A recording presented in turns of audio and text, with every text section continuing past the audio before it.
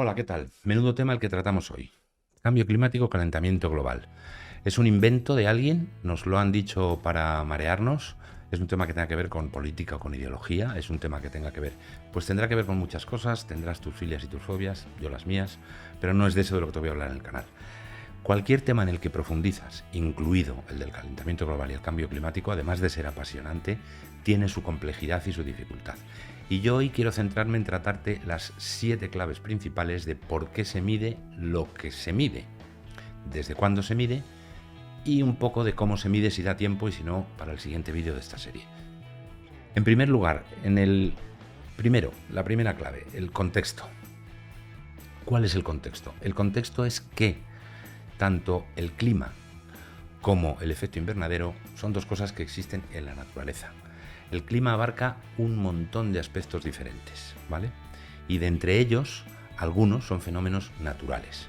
No podemos controlar las emisiones de un volcán, por ejemplo, que emiten gases nocivos en cantidades industriales. Hace pocas fechas, desde cuando estás viendo este vídeo, en Islandia, el último volcán en erupción que sigue vivo, lo llama la gente experta. Vale, entonces, ¿el clima cambia por sí mismo? Sí. Por lo tanto, la expresión cambio climático, que por eso yo te dije en otros 3 vídeos que saqué una primera serie, no te recomiendo que los veas, porque es verdad que ahí iba yo muy rápido a la conclusión y vamos a centrarnos de aquí en adelante, ¿vale? Pero lo que sí que te digo es que el cambio climático se produce por fenómenos naturales, sobre eso no podemos hacer nada. Por lo tanto, ya está todo dicho, no hay mucho más que hablar. Sobre lo que sí podemos hacer es sobre las partes que alteran, afectan al clima como consecuencia de la acción del ser humano, ¿vale? Sobre esas sí.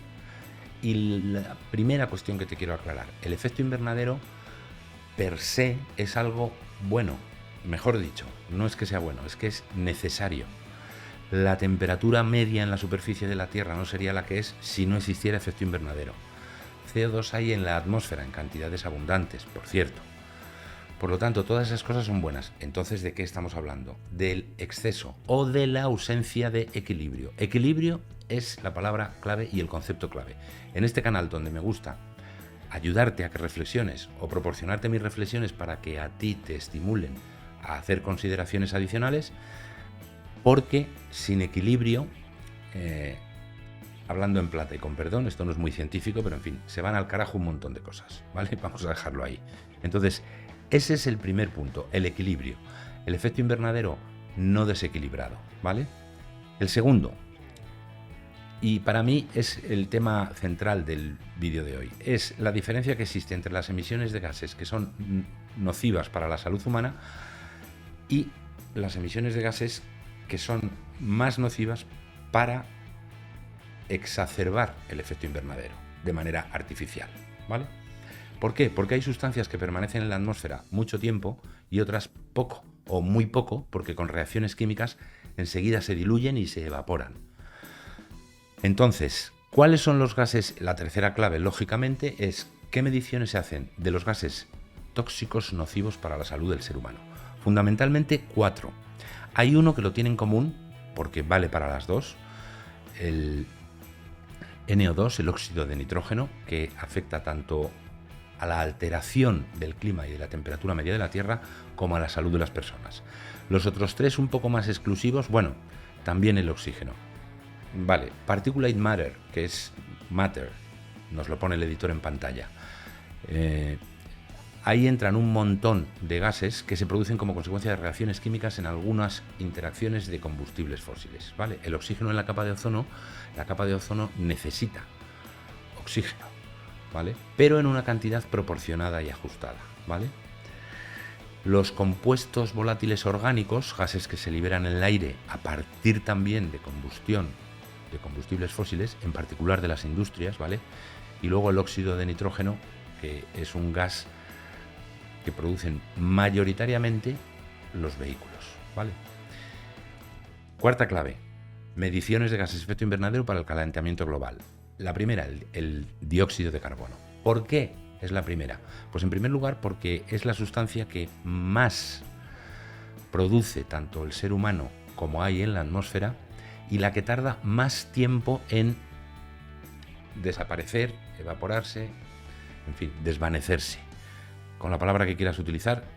La gente del mundo de la ciencia utiliza varias distintas para cosas más específicas, pero como no vamos a entrar en ese detalle, al menos hoy, quédate con esto. Es el que más tiempo permanece en la atmósfera. Mínimo hablan de 35 años y puede llegar hasta los 100 o hasta los 150, dependiendo de un montón de factores adicionales, porque aquí todo está entrelazado con todo, ¿vale? Entonces, fundamentalmente se mide el dióxido de carbono y luego, no te he dicho, el metano y, como te he comentado también, el oxígeno en la capa de ozono, ¿vale? Quinta clave. ¿Por qué se monitorea más el CO2? Pues aunque ya te la he comentado, te quiero volver a insistir y considerarlo una clave para que te quedes con que muchísimas de las mediciones que ves y para que aprendas a discernir cuando escuches una noticia, cuáles son los países que más gases de efecto invernadero emiten. Con mucha frecuencia se confunde el total de gases de efecto invernadero con el de las emisiones de CO2, de dióxido de carbono. No son lo mismo, dióxido de carbono es una de las muchas emisiones que hay, la más abundante, pero una, y eso vendrá en la conclusión final. Antes te digo, la sexta, y como curiosidad un poco, es: ¿todo esto se lo ha inventado gente que no tenía otra cosa que hacer y se aburría? No, todo esto empezó a medirse. ¿Dónde se empezó a medir con máquinas un poco potentes? Pues como de costumbre en Estados Unidos, en particular en Hawái, en el observatorio de Mauna Loa. ¿Y cuándo se empezó a medir las emisiones inicialmente, las de CO2? En 1958. O sea que ya llevamos casi 66 años de mediciones de CO2. El otro observatorio está en España, está en Tenerife, se llama Izaña, y también monitorea el CO2. Y luego hay dos conglomerados grandes que empezaron también muy pronto, las estaciones de la red mundial de la NOAA, la Administración Nacional Oceánica y Atmosférica de Estados Unidos, y la NASA, que envió un satélite en 2014 y acaba de enviar otro, por cierto, hace unos poquitos meses, en 2024, 10 años después, para hacer redes de monitoreo y ayudar a la gente del mundo de la ciencia a ver cómo interactúan unos factores con otros. Ahora, con las herramientas de inteligencia artificial, probablemente vamos a descubrir un montón de cosas nuevas que ayudarán. La séptima clave y como conclusión final. El reto industrial es gigantesco. Hay muchas personas que hablan de racionalizar el consumo de energía y yo digo, está muy bien, soy partidario y estoy a favor. Ahora, si va a haber 3.000 millones de personas más, o 2.500 o 3.500 millones de personas más, consumiremos más energía. No sé si te has preguntado alguna vez, y con esto termino, ¿cómo es que si cada vez hay más energía renovable instalada con capacidad y potencia importantes, se sigue consumiendo casi la misma cantidad de combustible fósil? Pues porque el consumo de energía no para de aumentar. Electrificar la industria implica generar más electricidad, y si faltan muchas más personas es casi imposible reducir. Se puede reducir el consumo por persona, el consumo total es más difícil. Acuérdate de que este es un canal de libertad con principios y no te pierdas el próximo episodio del canal de Alfonso Fraile. Chao, que te vaya muy bien.